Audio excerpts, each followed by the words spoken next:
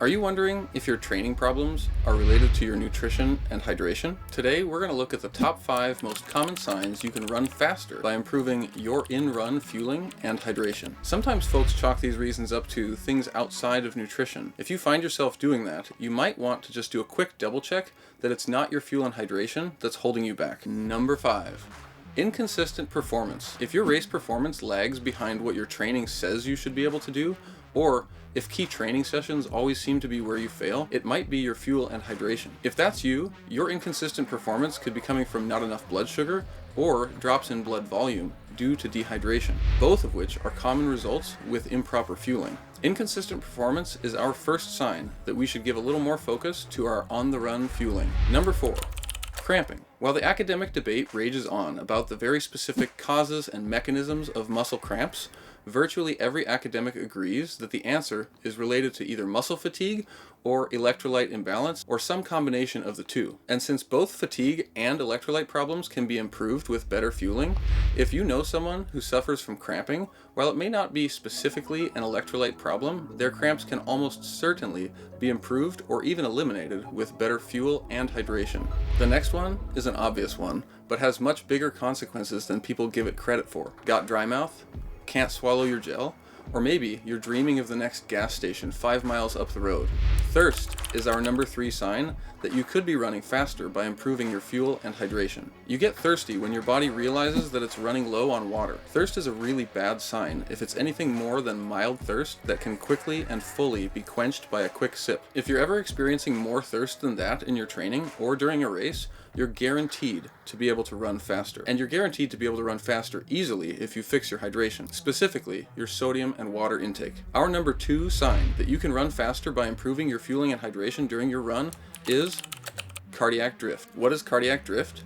It's when you're running along at a steady pace and over time your heart rate goes higher and higher for that same pace without any change in slope of the ground. Cardiac drift is related to aerobic decoupling, and sometimes it's called heart rate decoupling. It's often misconstrued as being caused by insufficient or bad training. The truth is, whenever you're running at any pace slower than about 10k pace, your heart's primary reason for beating progressively faster or experiencing cardiac drift is dehydration. Dehydration during running happens because of sweat loss.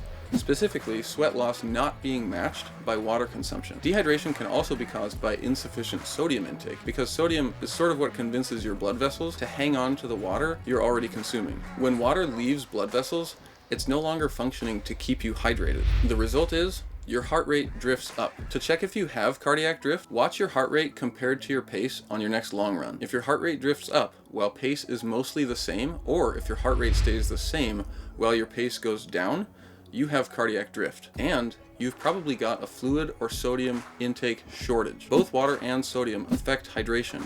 They work together to maintain blood volume, and an absence of either of them can cause cardiac drift, our number 2 sign that you can run faster by improving your running fueling and hydration. Before we get to the number 1 most common sign that you can run faster with better fuel and hydration, there's a reason pro runners have detailed fuel plans for big races. Too many folks experience years of bonking, gut issues, ruined training sessions, and inconsistent performance in key races.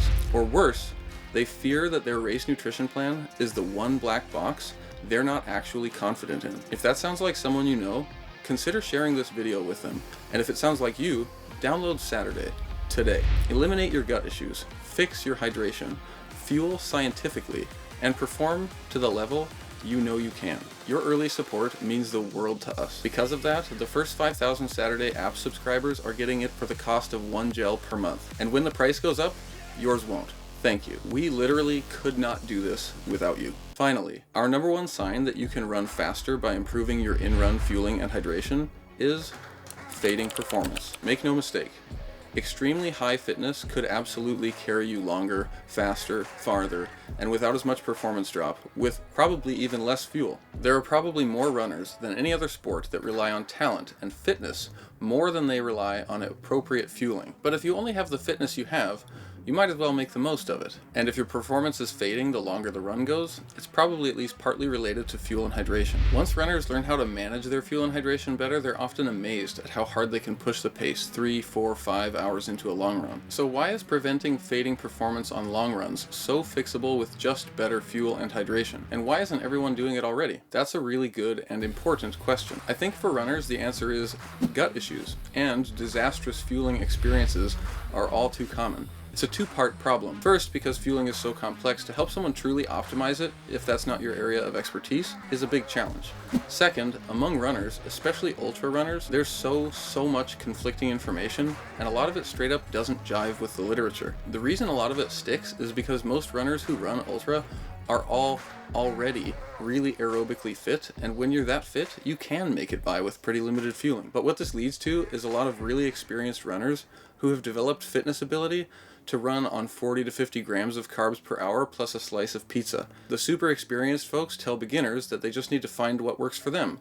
Trial and error. Turns out, that's not a good recommendation. But from the outside, as a beginner, it feels nearly impossible to figure out what's the truth and what's a misleading anecdote. If you're fading as the clock ticks on, it's almost guaranteed to be fuel and hydration related, and not a training or mental toughness problem, although it can absolutely feel like one. If fixing fading performance is one of your goals, then give some honest thought to your run fuel and hydration. We make videos to simplify the complex and allow professional guidance to be accessed by everybody. Get subscribed to our channel, and we'll see if we can help your next long run be a little better.